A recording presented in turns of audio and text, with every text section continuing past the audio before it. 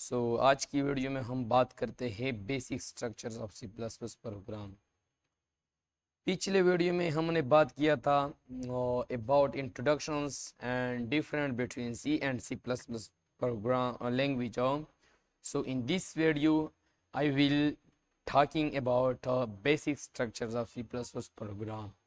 So this is a complete chat sheets of C++ language. So I will explain everything in C++ language. So आज की video में हम सिर्फ आपको introductions मैंने आपको ऑलरेडी पिछले वीडियो में बताया था। इस वीडियो में मैं आपको सिर्फ बताऊंगा बेसिक स्ट्रक्चर किया है हम सी प्लस प्लस के जो कमांड इस्तेमाल करते हैं, जैसे कि इंक्लूड अ स्ट्रीम है, यूजिंग नेम स्पेस स्टडी है, वो हम कैसे इस्तेमाल करते हैं, वो कैसा काम करता है, इसको हम क्या कहते हैं। तो इस वीडियो में मैं आपको ये बताऊंगा। तो यहाँ पे लिखा है पहली मेरे साथ के basic structure of C plus plus program. तो यहाँ पे पहली लिखी है कि include a stream. Include a stream का मतलब क्या है? यहाँ पे लिखा है कि include a stream file for input and output. जैसे आपको पता है कि हम सी प्लस प्लस प्रोग्राम लिखेंगे तो इसके लिए दो चीज़ की ज़रूरत है। एक है हमारे पास इनपुट और एक है हमारे पास आउटपुट। आउटपुट जो हमें हासिल करते हैं वो प्रिंट मतलब स्कैनफ सी आउट फंक्शन के ज़रिए। प्रिंटफ जो फंक्शन है वो हम सी में इस्तेमाल करते हैं। तो मैं बार बार कोडिंग करता हूँ, इसलिए मेरी दिमाग में दो तीन लैंग्वेजों मतलब घूमते हैं। तो इसलिए मेरी ज़बान पे बार बार प्रिंटिव फंक्शन आ रही है। तो यहाँ पे मतलब हम सी आउट फंक्शन इस्तेमाल करते हैं आउटपुट के लिए, और इनपुट के लिए हम सी प्लस प्लस में सी इन इस्तेमाल करते हैं। तो ये इंक्लूड अ स्ट्रीम वो लाइब्रेरी है जो आपको एक्सेस देता है, इनपुट एज ए आउटपुट। तो ये हमारे पास क्या है? ये हमारे पास एक इनपुट लाइब्रेरी है जो हमको प्रोवाइड करता है इनपुट और आउटपुट। इसके बाद है using namespace study. Using namespace study का मतलब क्या है? यूजिंग नेम स्पेस स्टडी का मतलब है टू अवॉइड यूजिंग स्टडी। और ये जो आपको सिंबल्स आए होंगे before C out and C in, I will briefly explain it. Using namespace study अगर हमने नहीं लिखा सी प्लस प्लस प्रोग्राम में तो हमें बार बार लिखना है स्टडी के साथ। तो हमें इसलिए यूजिंग नेम स्पेस स्टडी लगाना पड़ेगा। अगर मैं आपको यहाँ पे प्रैक्टिकल एग्जांपल देता हूँ। मैं प्रोग्राम की तरफ चला गया और यहाँ पे मैंने नेम स्पेस अच्छा, यहाँ पे मैं नेम स्पेस स्टडी नहीं लेता। तो यहाँ पे मैंने फॉरन इंट जो हमारे पास मेन फंक्शन है, जो हम यहाँ से प्रोग्राम स्टार्ट करते हैं, ये मैंने लिया। यहाँ पे मैंने लिखा सी आउट और हेलो वर्ल्ड। ये प्रोग्राम जब मैं रन करूँगा तो वो मेरे साथ एरर करती है। ये क्यों एरर करता है? आप देखते हैं कंपाइलेशन टर्मिनेटेड, ताकि यहाँ पे मैंने कोई study using namespace study नहीं लगाया। अगर मैंने यह स्टडी लगाया तो मेरे साथ एरर नहीं करता, लेकिन मुझे बार बार तो मैं ऐसा नहीं कर सकता कि यहाँ पे OISTREM यहाँ पे ई बोला है, तो यहाँ पे आपको आई स्ट्रीम लगाना पड़ेगा। तो फिर वो एरर करती है। क्यों करती है? इंक्लूड यहाँ पे तो इंक्लूड यूजिंग आई स्ट्रीम। अच्छा, यहाँ पे मैंने ये ब्रैकेट बोला है, तो यहाँ पे आपको ये ब्रैकेट बंद करना है, तो आपके साथ एरर नहीं करेगा। तो आप देखते हैं कि मेरे साथ प्रोग्राम रन हो गया। इसका मतलब जो मैं बार बार लिखूंगा तो मैं इसके साथ मतलब सी आउट लिखूंगा तो इसके साथ मुझे एसटीडी लगाना पड़ेगा। तो इसलिए मैं चाहता हूँ कि मतलब मैं ये बार बार नहीं लिखूंगा। तो इससे अगर आप यहाँ पे यूजिंग नेम स्पेस एसटीडी लगाएंगे तो आपको बार बार मतलब एसटीडी लगाना नहीं पड़ेगा। तो ये तक हमारे पास यूजिंग नेम स्पेस एसटीडी। इसके बाद है हमारे पास मेन फंक्शन, जो every point of every C plus program यहाँ से हम लिखते हैं। मेन फंक्शन क्या है? मेन फंक्शन वो चीज़ है जिसके अंदर हम सी प्लस प्लस प्रोग्राम लिखते हैं, जैसे आप देखते हैं। तो मेन फंक्शन से हम सी प्लस प्लस प्रोग्राम लिखेंगे, और तो मेन फंक्शन बहुत ही इंपॉर्टेंट होता है, बाद में हम देखते हैं डिटेल के साथ हम पढ़ेंगे, डोंट वरी अबाउट इट्स। सो यहाँ पे मैंने लिखा एक इनपुट, हमारे मैंने डाटा टाइप्स इनपुट लिया, और एक वेरिएबल जो मेरे पास नम का नाम था। सेमीकोलन लगाना लास्ट में मत भूलिए, अगर आप लोगों ने बोल दिया सेमीकोलन लास्ट में तो आपको एरर होगा। तो यहाँ पे आपको सीआउट के जरिए इंटर अ नंबर देना है। यहाँ पे सीन हमारे पास इनपुट है, जो यहाँ पे आपको वेरिएबल नेम देना है, और इसके बाद प्रिंट करना है, तो आपके साथों एक नंबर प्रिंट होंगी। तो क्या है हमारे पास इंट मेन फंक्शन, किया है इंट मेन फंक्शन हमारे पास, हम यहाँ से हम प्रोग्राम लिखते हैं। तो यहाँ पे मैंने लिखा यूजिंग नेम स्पेस std रख यहाँ पे मैंने लिखा, बस यहाँ पे तो ज़रूरत नहीं है, यहाँ से कट ले। तो यहाँ पे मुझे लिखना है इंट नम इंट नम। तो यहाँ पे मैंने इंट नम लिखा, और इसके साथ मैंने लिखा सीआउट के जरिए इंटर योर नंबर। और यहाँ पे मैंने लिखा सी इन के जरिए नम, और यहाँ पे मैंने लिखा सीआउट योर नंबर इज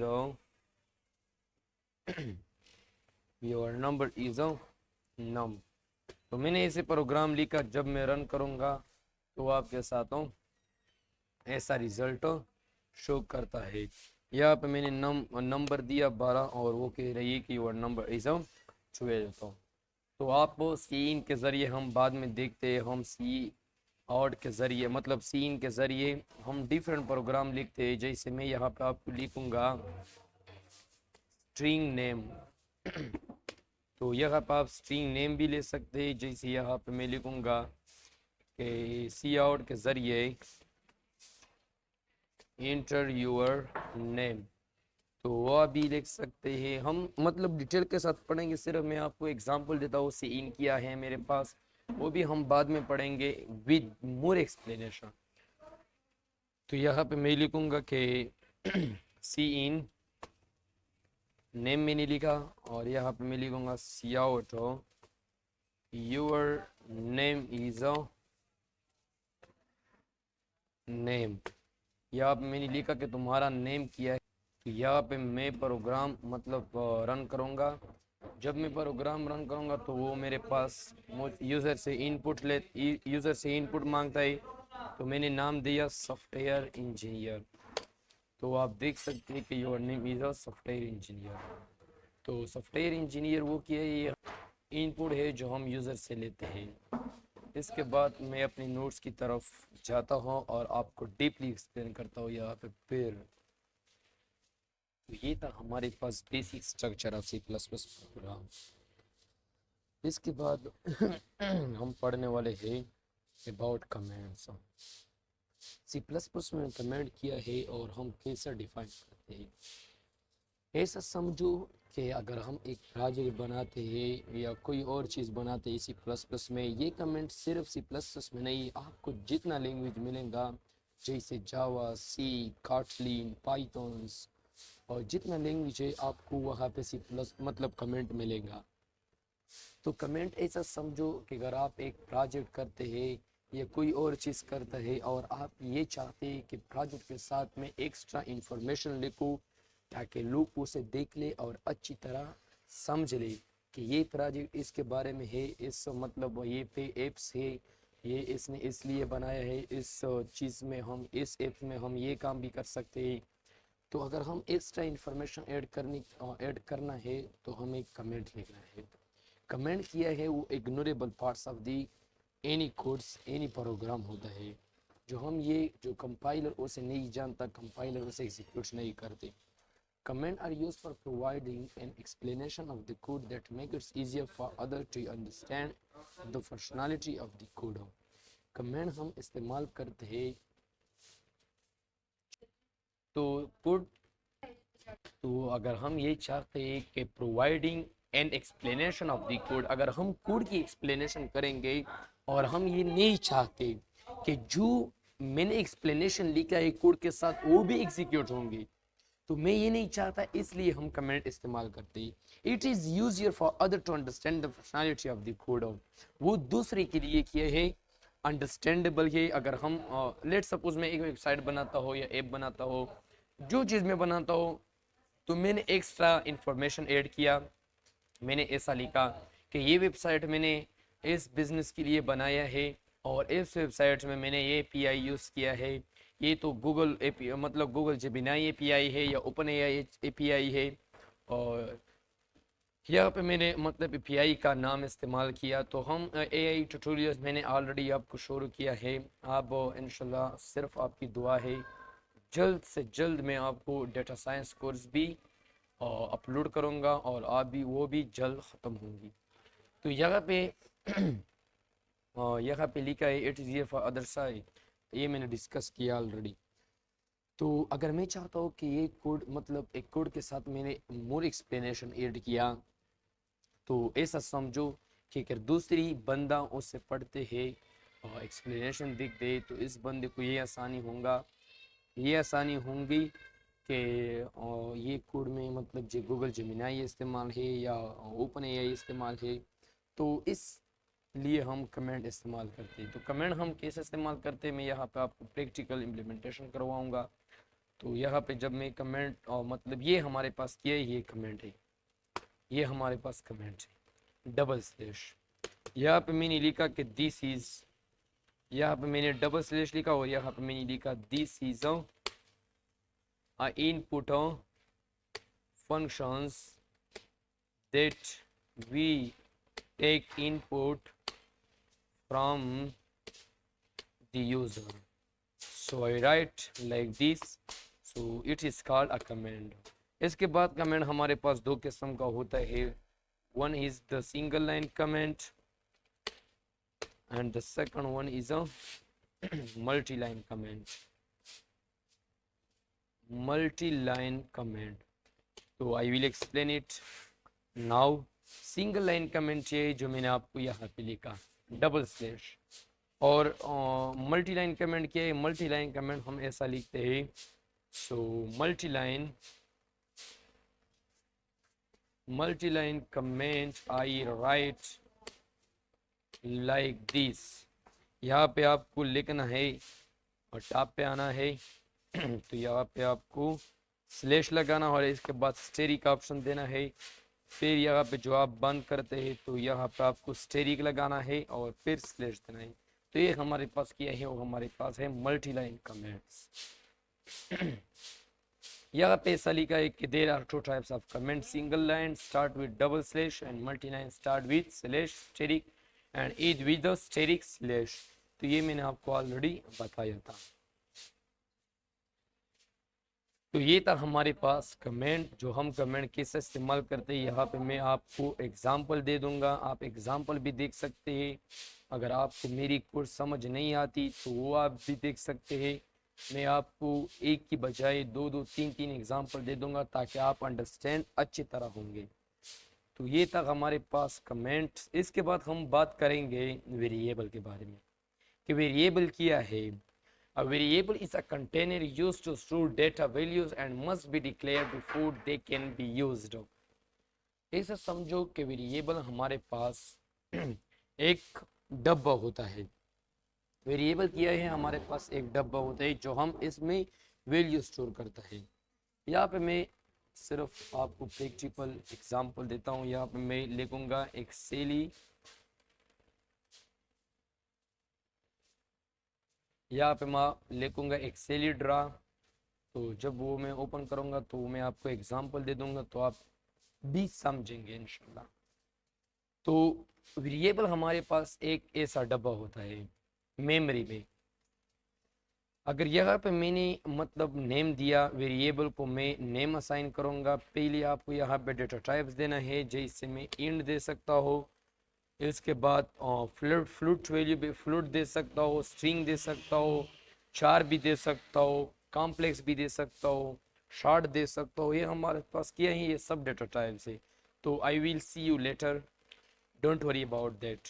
यहाँ पे मैंने वेरिएबल नेम सेलेक्ट किया और वेरिएबल के लिए जो मैं वैल्यू असाइन करूँगा वो है हमारे पास 20।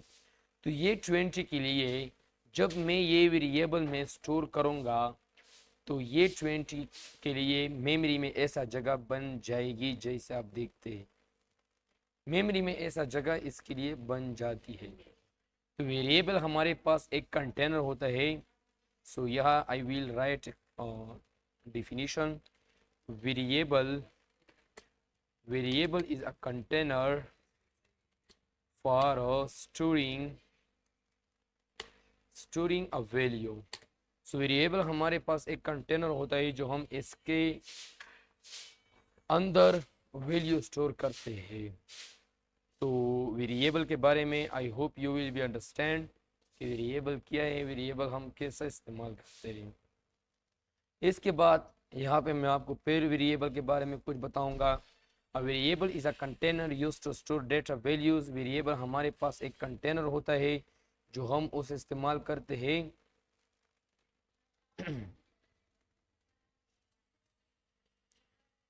used to store data values and must be declared before they can be used. तो ये हमारे पास बेसिक डिफिनीशन ऑफ वेरिएबल है। इसके बाद यहाँ पे लिखा है कि you can declare multiple variable at the same time. आप भी एक टाइम में 2, 3 अप टू 100 वेरिएबल भी ले सकते हैं। जैसे मैं आपको एग्जांपल दे दूंगा बाद में। A variable name can contain letters. Variable का जो नेम है वो आप लेटर भी ले सकते हैं, डिजिट्स भी ले सकते हैं, एंड अंडरस्कोर भी ले सकते हैं, and it must start with letter और अंडरस्कोर। ये बात इंपॉर्टेंट है। अगर आप चाहते हैं कि मैं वेरिएबल का नेम मतलब वेरिएबल का नेम लेना तो ज़रूरी है, लेकिन आप डिजिट से नहीं ले सकते। आपको दो चीज़ से लेना ज़रूरी है, और या तो आप ले सकते हैं लेटर से या आप अंडरस्कोर से ले सकते हैं। जैसे मैं आपको एग्जांपल दे दूंगा, डोंट वरी। पहली बात ये है कि मैं आपको यहाँ पे और डिफरेंट वेरिएबल लेता हूँ। जैसे मैंने लिखा इंट नम, तो ये मैंने एक वेरिएबल लिया। यहाँ पे मैं इसको वैल्यू असाइन करूँगा। इसके बाद यहाँ पे मैं लिखूँगा फ्लूट वैल्यू। यहाँ पे मैंने वेरिएबल नेम दिया, तो यहाँ पे मैं फ्लूट को ये वैल्यू असाइन करूँगा। यहाँ पे मैंने स्ट्रिंग लिखा, नेम इज इक्वल टू, यहाँ पे मैंने C++ प्रोग्रामिंग लिखा, तो यहाँ पे मैंने C++ प्रोग्रामिंग लिखा। और इसके बाद मैं दोबारा लिखूँगा। तो ये हमारे पास बेसिक वेरिएबल है। अदर जो वेरिएबल है वो मैं आपको बाद में बताऊंगा। Later I will explain it, don't worry about that, but just I will explain that we can take a lot of variable at the same time. So ये यहाँ पे मैं उसे प्रिंट करना चाहता हूँ। यहाँ पे आपको सी आउट लेना है और इसके अंदर आपको नम देना है। फिर यहाँ पे आपको न्यू लाइन के लिए एंडर लगाना है, वो मैं आपको बताऊंगा। सी आउट यहाँ पे फिर आपको वैल्यू देना है और न्यू लाइन के लिए एंडर लगाना है। अच्छा, यहाँ पे मैं आपके लिए ये मतलब वाज़ेह करूँगा कि न्यू लाइन के लिए आप भी एंडर ले सकते हैं, या आप जो मतलब ये साइन है आप भी ऐसा हो न्यू लाइन के लिए, मतलब न्यू लाइन के लिए ऐसा आप भी लिख सकते हैं। तो यहाँ पे मैंने इंडल न्यू लाइन के लिए सेलेक्ट किया। इसके बाद में सी आउट नेम लिखूँगा और नेम को मैं न्यू लाइन नहीं देता। तो यहाँ पे मैं उसे रन करूँगा तो आप देख सकते हैं कि वो मेरे पास C++ प्रोग्रामिंग स्ट्रिंग नेम, तो वो मेरे पास एरर करता है। अच्छा, यहाँ पे मैंने इज इक्वल टू नहीं दिया। प्रोग्रामिंग ऐसा है कि प्रोग्रामिंग के लिए लॉजिक्स थिंकिंग वेरी इंपॉर्टेंट। अगर आप सोच नहीं करते तो आपको बार बार ऐसा एरर मिलेगा। जब हम प्रोजेक्ट करते हैं तो मतलब हम ऐसा समझो कि 20 से हम भी ज़्यादा एरर खाते हैं, क्योंकि हम सोच नहीं करते, हम प्रोजेक्ट को मतलब कोड तेज़ी से लिखते हैं और हमारी लॉजिक तो माशाल्लाह स्ट्रांग है, लेकिन इसके बावजूद मुझे एरर आती है क्योंकि हमारी जो कोड का स्पीड है वो हम मतलब प्रोजेक्ट बहुत तेज़ी से बनाते हैं, इसलिए हैं हमको भी एरर आती है। Don't worry about error. Error आपको चीज़ बताता है कि आपने यह गलती किया है, again you will not do this. अगर आप गलती मतलब अगर आपको एरर आती तो एरर का फ़ायदा ये है कि आपको ये कोड दोबारा आप सर्च करते कोड के लिए कि मैं कोड यहाँ पे इज इक्वल टू मैंने लगाया, यहाँ पे मैंने तो स्ट्रिंग नेम लिया, इसको मैं वैल्यू मतलब इंटीजर नहीं दे सकता।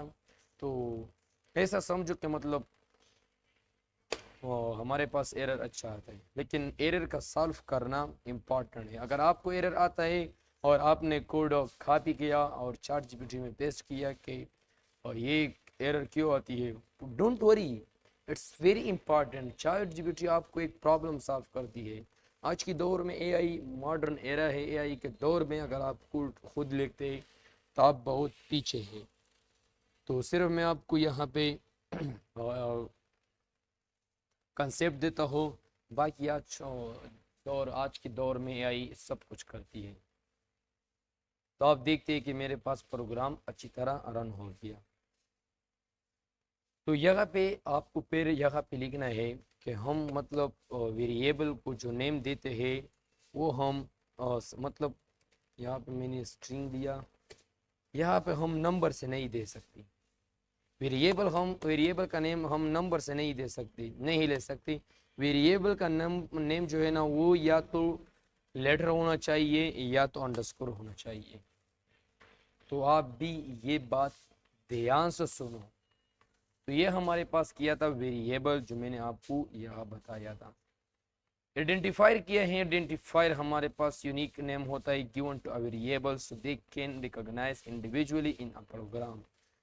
ये हमारे पास हम इसको आइडेंटिफायर भी कह सकते हैं, यहाँ पे मैं इसको वेरिएबल भी कह सकता हूँ। ऐसा समझो कि आइडेंटिफायर हमारे पास वेरिएबल होता है। कांस्टेंट क्या है, कांस्टेंट वो वैल्यू है जो हम चेंज नहीं करता। कांस्टेंट वो वैल्यू हो जो हम उसे चेंज नहीं कर सकते। कैसे हम चेंज नहीं सकते, मैंने लिखा कि इंट नम, सॉरी यहाँ पे आपको पहले कांस्ट लगाना है, इसके बाद इंट लगाना है, फिर नम लगाना है, तो इसका वैल्यू आप चेंज नहीं कर सकते। तो ये हमारे पास किया है, मैंने आपको यहाँ एग्जांपल भी दिया है, आप देख सकते हैं कि हमारे पास